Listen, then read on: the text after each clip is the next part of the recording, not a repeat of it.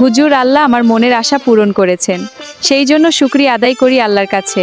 আপনার মতন একজন ভালো আলেমের বউ হতে পারবো, সেই জন্য ও শুকরিয়া আদায় করি। মিতু, আমিও অনেক খুশি তোমার মতন এমন একজন ভালো মেয়ে আমার বউ হিসেবে পাবো, সেই জন্য আল্লাহর কাছে শুকরিয়া যাপন করি।